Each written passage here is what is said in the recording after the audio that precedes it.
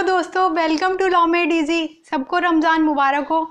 आज हम डील करेंगे एक बहुत इंपॉर्टेंट इशू के बारे में, जो कि है एपिडेमिक एक्ट 1897। जी हाँ, 1897 का एपिडेमिक एक्ट, उसके साथ अमेंडमेंट जो लाया गया है 2020 में 22 अप्रैल 2020 को, राइट। तो ये आपके लिए बहुत इम्पॉर्टेंट होगा, आपके polity as well as current affairs के एग्जाम्स के लिए।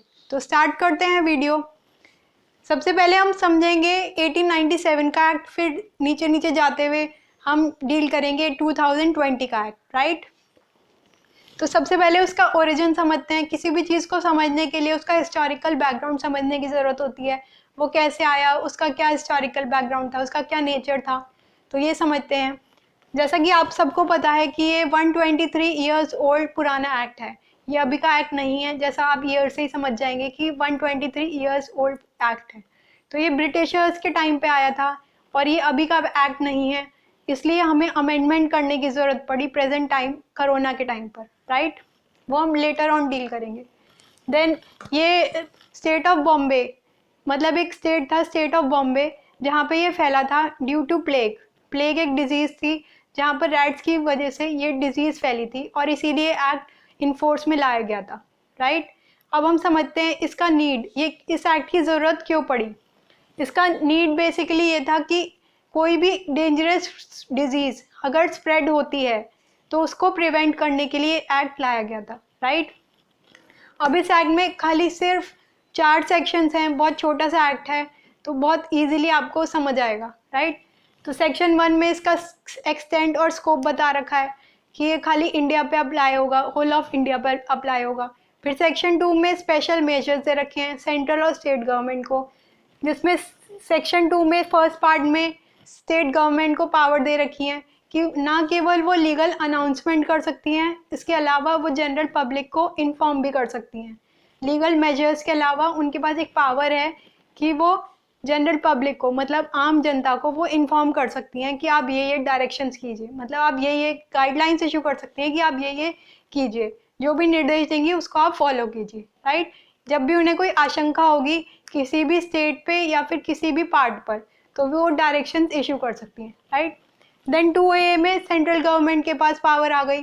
अब सेंट्रल गवर्नमेंट के पास पावर आ गई तो सेंट्रल गवर्नमेंट जो है वो एयरपोर्ट्स बैन कर सकती है, स्क्रीनिंग कर सकती है, वहाँ पर ट्रांसपोर्ट बैन कर सकती है, या फिर कोई शिप या फिर कोई क्रूज अगर चल रही है तो उसे भी रुकवा सकती है, राइट। बहुत स्ट्रिक्ट एक्शन ले सकती है, राइट। देन सेक्शन 2B, जी हाँ, सेक्शन 2B में फिर स्टेट गवर्नमेंट के पास पावर आ गई कि वो जब भी कोई एप्रीहेंशन होगा तो रेलवेज या पोर्ट्स बंद करवा सकती है। इसके अलावा एक एडिशनल पावर दे रखी है सेक्शन 2B में स्टेट गवर्नमेंट को, जो कि है कि वो एग्जामिनेशन भी कंडक्ट करा सकती है, मतलब उनकी इंक्वायरी भी करा सकती है जो पर्सन कोरोना से अफेक्टेड हो, मतलब कोई सी भी बीमारी से अफेक्टेड हो, राइट। तो ये पावर स्टेट गवर्नमेंट को क्यों दी गई, ऐसा क्यों हुआ कि सेंट्रल गवर्नमेंट को ये पावर नहीं थी और स्टेट गवर्नमेंट को ये पावर है। तो हम समझने की कोशिश करते हैं।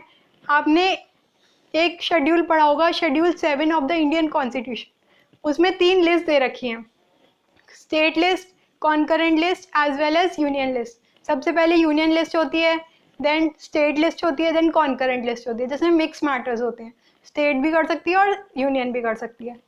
तो पब्लिक हेल्थ, मतलब पब्लिक हेल्थ, सैनिटेशन, हॉस्पिटल्स, ये सब स्टेट लिस्ट में आते हैं, आइटम नंबर 7। तो इसलिए स्टेट गवर्नमेंट के पास ये पावर है, राइट। तो स्टेट गवर्नमेंट ही एक्शन ले सकती है। देन सेक्शन 3 में बताया गया है कि अगर कोई भी पर्सन, जो भी डायरेक्शंस बनाए गए हैं गवर्नमेंट के द्वारा, अगर कोई भी उसे फॉलो अप नहीं करता है, मतलब कोई भी उसे तोड़ने की कोशिश करता है, तो उनके लिए सज़ा दी गई है 188 ऑफ इंडियन पीनल कोड, भारतीय दंड संहिता में उनके लिए प्रोविजंस दे रखे हैं। तो वो अगर यहाँ पे वायलेट करते हैं तो उन्हें सज़ा मिलेगी 188 की। तो आप बताइएगा कमेंट बॉक्स में कि 188 आईपीसी क्या कहता है, राइट। देन ऐसा नहीं है कि कोरोना वायरस आया, इससे पहले कोई डिजीज़ आई नहीं थी। आप सब जानते हैं कि 1959, जी हाँ, 1959 में एक डिजीज़ फैली थी हैज़ा, जो कि उड़ीसा गवर्नमेंट ने कंट्रोल की थी इसी एक्ट के थ्रू, इसी एक्ट की हेल्प ली गई थी और ये डिजीज़ कंट्रोल की गई थी। देन 2015 में एक डिजीज़ फैली थी डेंगू, जो कि चंडीगढ़ में फैली थी और इसी एक्ट की हेल्प ली गई थी। देन 2018 में कॉलरा फैली थी, कॉलरा मतलब पीलिया फैला था वो गुजरात के वडोदरा शहर में, जिसमें 31 पर्सन जो हैं वो अफेक्टेड हुए थे। Then 2019 very recently swine flu H1N1 फैला था, कहाँ पर? पुणे में, राइट। तो पुणे में फैला था और अब कोरोना वायरस कोविड-19 जो फैला हुआ है ना केवल इंडिया में, इसके अलावा पूरे देश में, तो इसे पैंडेमिक डिजीज़ कहा जाता है, राइट, जो कि सबसे लार्जेस्ट है और इसकी कोई दवाई भी हमारे पास प्रेजेंट नहीं है। तो अब 2020 के लिए आते हैं। 2020 का एक्ट क्यों आया, इसका बेसिक ऑब्जेक्टिव क्या था? 2020 का एक्ट बेसिकली बनाया गया था, जो भी पर्सन अफेक्टेड हैं कोरोना वायरस से या भी कोई ऐसी डिजीज़ जो जिसका कोई कंट्रोल ही नहीं है, उनको प्रोटेक्ट करने के लिए। लेकिन जब जो लोग हमें सेव कर रहे थे, जैसे डॉक्टर, स्वीपर्स या फिर पुलिसमैन जो हमारे को प्रोटेक्ट कर रहे थे, हम उन्हीं के ऊपर स्टोन्स फेंक रहे हैं, उन्हीं को पत्थर मार रहे हैं, उन्हीं पर नाइफ फेंक रहे हैं, उन्हें मार रहे हैं, उन्हें परेशान कर रहे हैं, उन्हें अपना काम नहीं करने दे रहे हैं, तो उनके लिए भी ये एक्ट लाया गया है कि अब किसी को परेशान ना किए जाए, और अगर आप ऐसा करेंगे तो आपके लिए स्ट्रिंजेंट प्रोविजंस बनाए गए हैं सेक्शन 4 में, राइट। अब इसका स्कोप 2020 का एक्ट का स्कोप क्या है?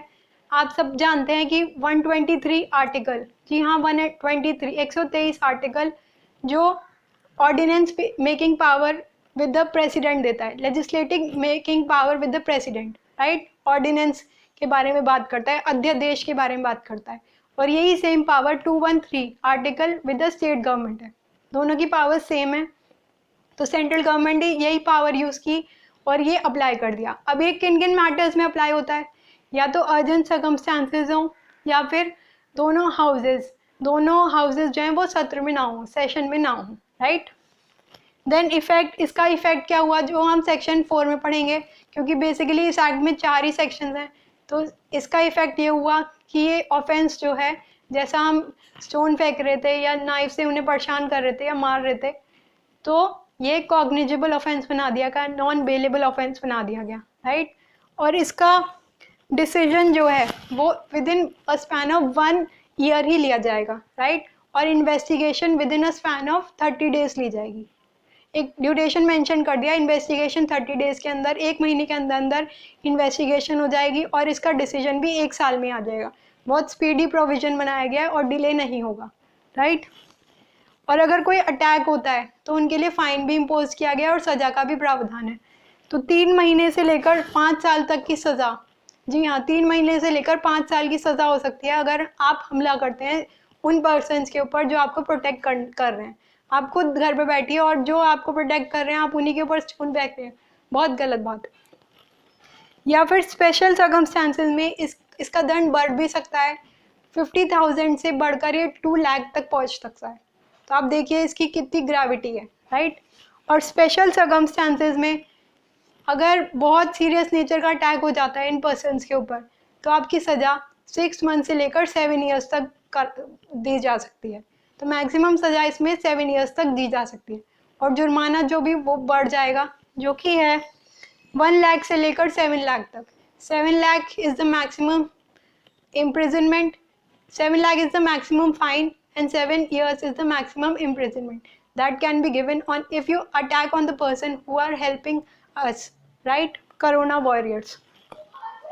तो बस यही था कि ये एक्ट जो है वो एक डेटरेंट इफेक्ट पहुंचाएगा, मतलब उनको प्रिवेंट करेगा जो नहीं समझ रहे हैं कि आपकी कोई भी छोटी सी गलती कितनी बड़ी लापरवाही और कितनी बड़ी नुकसान पहुंचाएगा उन लोगों को जो आपकी मदद करने की कोशिश कर रहे हैं। आप खुद घर पे बैठे हैं और जो लोग आपकी मदद कर रहे हैं आप उन्हीं को परेशान कर रहे हैं, बहुत गलत बात है।